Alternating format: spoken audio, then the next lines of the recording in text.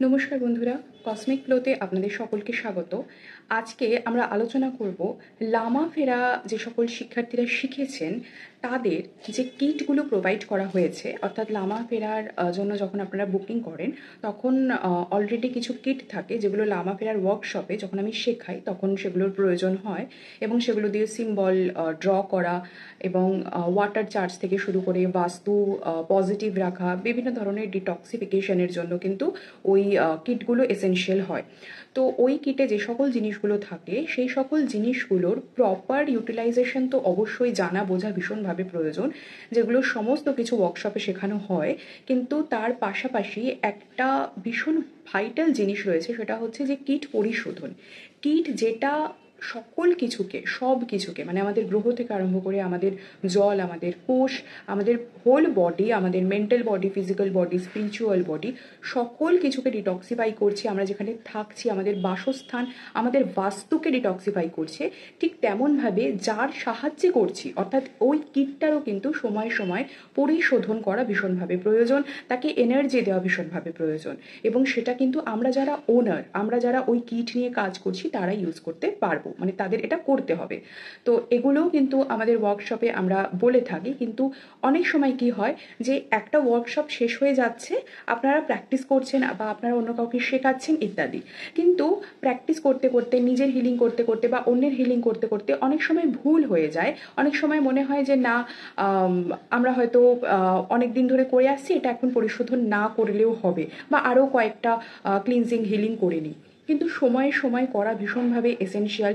প্রত্যেক পূর্ণিমাতে যদি আমরা আমাদের ক্রিস্টাল যেরকমভাবে রিচার্জ করি সেরকম করি তাহলে খুব ভালো। আদারওয়াইজ 3 মাস অন্তর অন্তর কিন্তু করা যায়, কোনো রকম অসুবিধে নেই। এখন ডিপেন্ড করছে যে আপনি যদি প্রফেশনালি করছেন, প্রতিদিনই আপনার কোনো না কোনো ক্লায়েন্ট থাকছে যাদের হিলিং করছেন, সেক্ষেত্রে কিন্তু 15 দিন অন্তর অন্তর বা 1 মাস অন্তর অন্তর করাটা ম্যান্ডেটরি থাকবে। আর যদি আপনি সেলফ হিলিং করছেন, নিজের জন্য শুধু করছেন, সেক্ষেত্রে একটু আপনি বেশি দিনের গ্যাপ দিতে পারেন। তো আজকে আমি আলোচনা করব যে আমরা কিভাবে এই কিট পরিশোধন করব।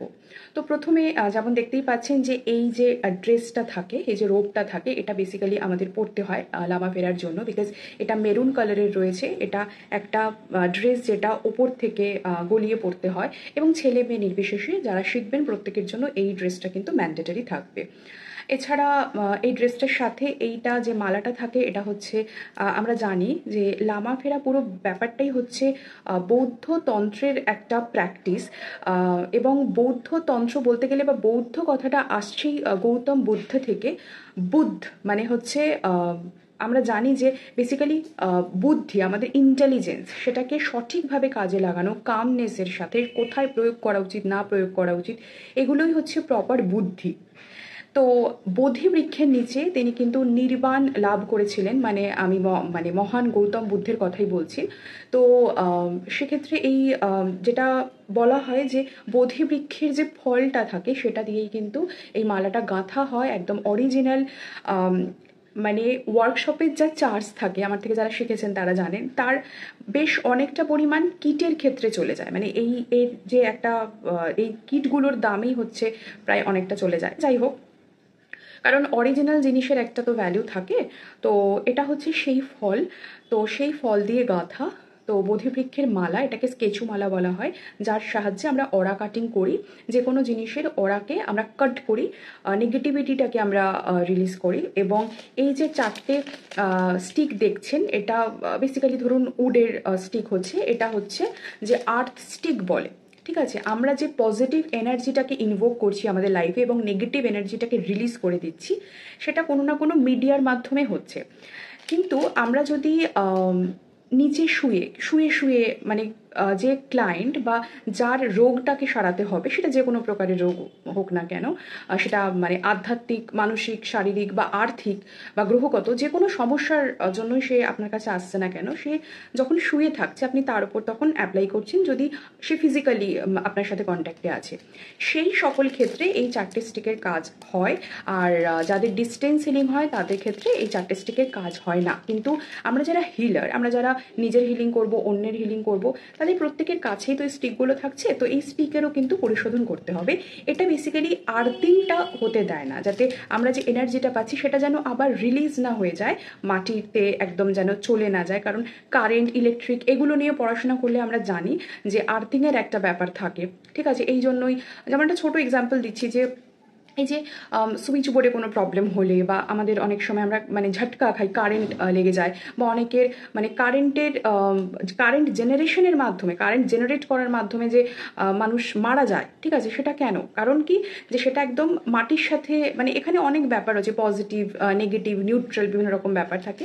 তো যাতে চলে না যায়, যে এনার্জিটা আমি আমার মধ্যে সঞ্চিত করেছি, সেই স্টোরড পজিটিভ এনার্জিটা যেন রিলিজ না হয়ে যায় থ্রু মাই ফুট, ঠিক আছে, আমার পায়ের পাতার মাধ্যমে।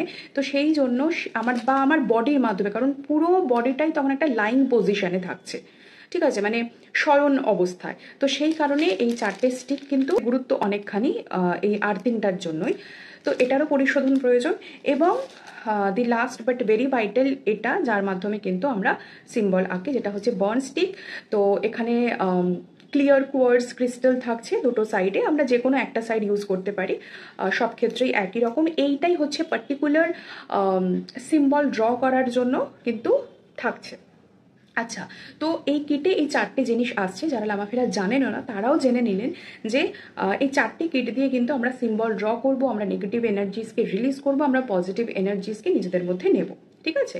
তো এবার ব্যাপারটা হচ্ছে, এই যে 4টে জিনিস রয়েছে, এই 4টে জিনিসকে আমি কিভাবে ক্লিনজ করব এবং এনার্জাইজ করব।